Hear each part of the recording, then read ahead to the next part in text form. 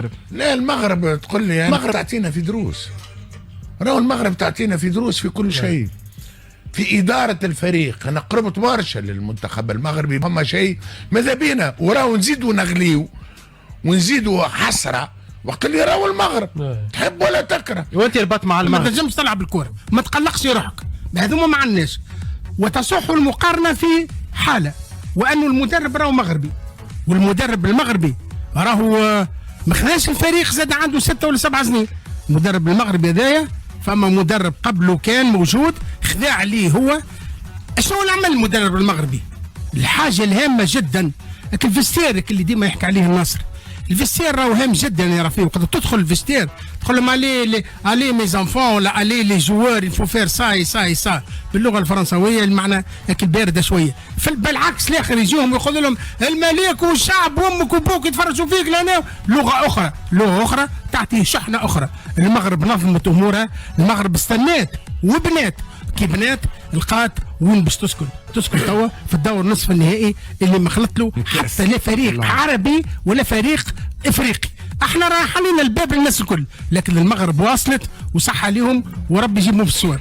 اعتقد انه الكان هذه بالذات باش تكون اكبر تحدي في تاريخ الكره المغربيه، لانه كي تكمل رابع العالم المنطقي والطبيعي والمفروض انك تهز تيتر كوب دافريك وتروح، ما عندكش حتى هدف اخر معناها بالنسبه للمنتخب المغربي. سمير فني المنتخب المغربي ثم 11 لاعب كانوا موجودين في قطر، ماهوش موجودين لكن ماهمش ملاعبيه اللي كانوا اساسيين ولا صنعوا هك الربيع نتاع المنتخب هذاك. اهم الاسامي اللي مش بتكون موجوده رضا تقناوتي حارس الوداد، حمد الله فقط، حمد الله، بدر بانون، اشرف داري، يحيى جبران نتاع الوداد رغم اللي قادم في اداء ممتاز مع الوداد، كان موجود يحيى جبران في قطر.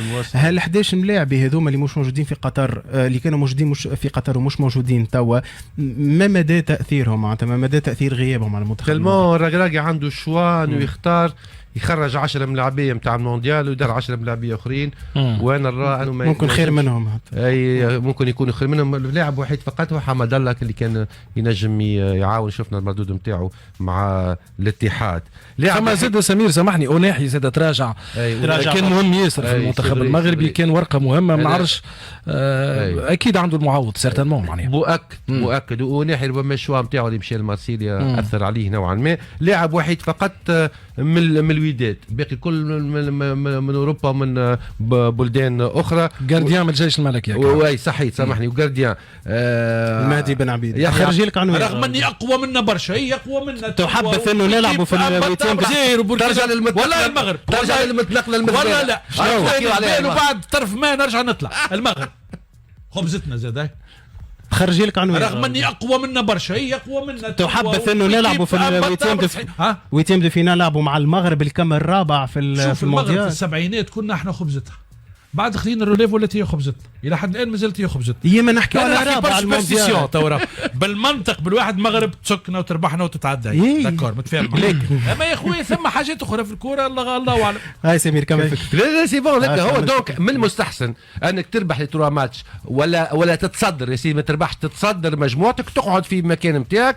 تصور انت باش تنقل من مدينه لمدينه تهز الدبشك الكل ودينك الكل خاطر باش تلعب ماتش ومن بعد ما تعرفش روحك من غادي مش تروح لتونس ولا مش تمشي تمشي المدينه اخرى دونك تبدا تتنقل من البلاد للبلاد كو تربح وتقعد في هي انا ما فهمتش ساعات باقي تحب نلعب معك برهان بسايس ترشيحاتك لكاس افريقيا. شكون تتوقع المنتخب اللي باش يهز الكان هذا؟ شكون اكثر منتخب حاضر؟ العلم مش يقول، هو العلم الغيب ذكرتني في العلم والارقام الشعب الباقي. شكون اللي خرج من قارته وعمل اكسبلوار قارته؟ هو المنتخب المغربي. انا اعتقد المنتخب المغربي هكا العلم شي يقول خويا. الكيب الافريقيه اللي مشات للدومي فينال نتاع كاس عالم وواجت وهزمت في رق يعني كذا تيوريكمون وي هذاك يكون المغرب ان شاء الله كلنا فينال تونس والمغرب وباش تربحنا المغرب تيلين نعاودوا ضربه كيما جزيري زياد وكذا نعاودوا. يا سيدي يعطيك الصحه بورين بسايس، فرحان برشا بوجودك معنا. يجي طول بحثنا مش معناتها جيتنا اليوم، معناتها ثم 5 جماعات اخرين ماكش تجي معنا. ما تنجمش تلعب الكوره، ما تقلقش روحك، هذوما ما عندناش. وتصح المقارنه في حاله وانه المدرب راهو مغربي، والمدرب المغربي راهو ما خذاش الفريق زاد عنده 6 ولا 7 سنين.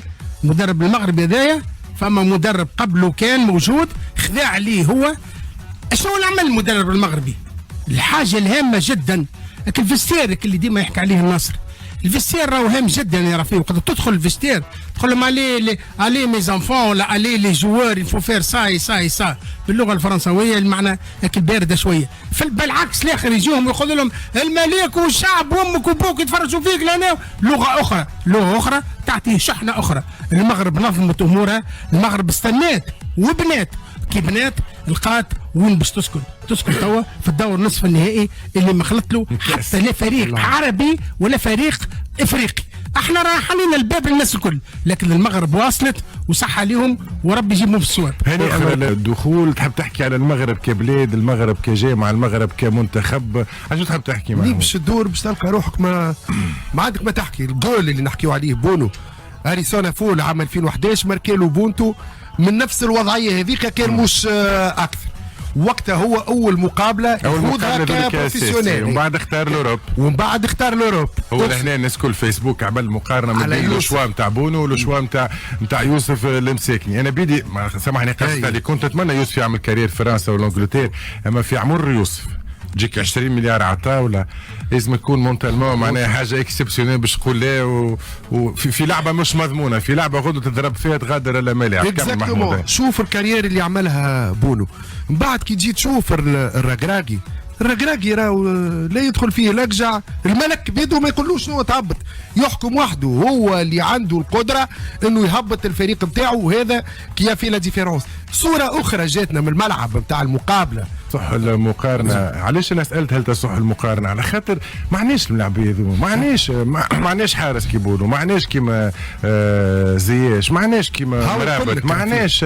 امبارح نقرا في تدوينه والله ما نعرفش شكون اللي صديقنا انيس السحباني يقول فدينا من لاعبين الارتكاز والفكاكه والفكره اللي جابها لومير وثلاثه واربع فكاكه واش يلعب فكاك.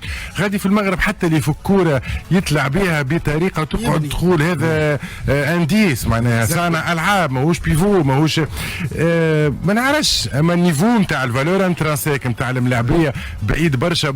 اختم معايا في 30 ثانيه خلينا نسمع الاكسي ونرجع. في 30 ثانيه كي تدخل تشوف الجوالات هذوما رفيق وين تدربوا وين تكونوا في المركب نتاع محمد الخامس ولا محمد ليه جزء كبير منهم صغار. انا دخلت الجزء كبير 70 ولا 80% متكونين في المغرب وبعد خرجوا عندهم دي سونتر دو فورماسيون حاطين عليه مدربين كبار وكفاه. ما نحبش نحكي توانا لي سونتر دو فورماسيون. ديروا لايك متابعينا الكرام، اكبر عدد من اللايكات والبارتاج بالاضافه الى الاعجاب والتعليقات اسفل الفيديو باش اننا نوصلوا هذا الفيديو الى العالم وكذلك الى الاعلام العربي والعالمي باش ان هذا الفيديو انتشر على جميع مواقع التواصل الاجتماعي. بالاضافه الى انكم تعبروا على الاراء ديالكم حول هذا المقطع الفيديو في التعليقات اسفل الفيديو.